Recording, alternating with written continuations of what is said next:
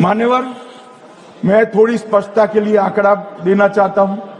मई 14 में श्रीमान नरेंद्र मोदी इस देश के प्रधानमंत्री बने, तब से उनको आपत्ति है।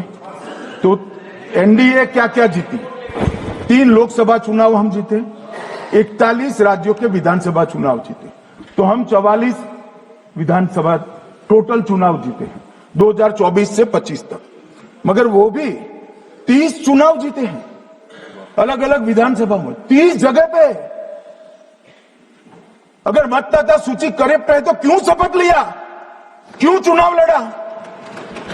आप बताइए देश की जनता को। आप लोग यहाँ कैसे पहुंचे? श्री राहुल गांधी जहां से चुनकर आए थे, वो वायनाड की मतदाता सूची में भी मेरी पार्टी ने प्रेस कॉन्फ्रेंस कर इसी प्रकार की डिस्क्रिपेंसी को बताया है। इसका जवाब नहीं देते। हमने अमेठी का भी बताया है, इसका जवाब नहीं देते हैं। मान्यवर, ये चुनाव की मतदाता सूची में जो थोड़ी बहुत गलतियां हैं, उसको वो लोग मुद्दा बनाते हैं चुनाव हारने का। चुनाव हारने का कारण है नहीं, मैं अंत में बताऊंगा क्यों हारते हो चुनाव, मैं बताऊंगा मान्यवर अंत। परंतु फिर भी चलो मान ले कि मतदाता सूची ठीक नहीं है, तो गहन पुनर्निरीक्षण का मतलब ही ये है कि मतदाता सूची को सुधारने की प्रक्रिया।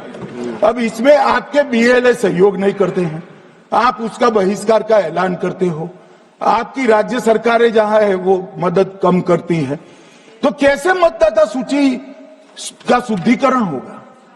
जो आपकी डिमांड है वो ही चुनाव आयोग कर रहा है। आपकी डिमांड है कि मतदाता सूची ठीक हो, वो चुनाव आयोग कर रहा है। मगर हुआ क्या है मान्यवर मालूम है? इनको अब अगर प्रेस में कोई पत्रकार उनको पसंद ना आए ऐसा सवाल पूछते हैं तो तुम बीजेपी के एजेंट हो ऐसा कहते हैं। मान्यवर, सवाल जो भी हो उसको लेना चाहिए। मान्यवर, पत्रकार कभी बीजेपी का एजेंट नहीं होता है।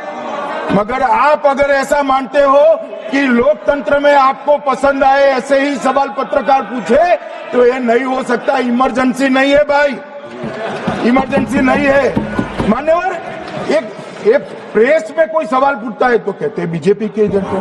केस हारते हैं तो जज पर आरोप कर देते हैं, चुनाव हारते हैं तो ईवीएम पर आरोप करते हैं। ईवीएम की दलील अब गले नहीं उतरती तो वोट चोरी का मुद्दा लेकर आए।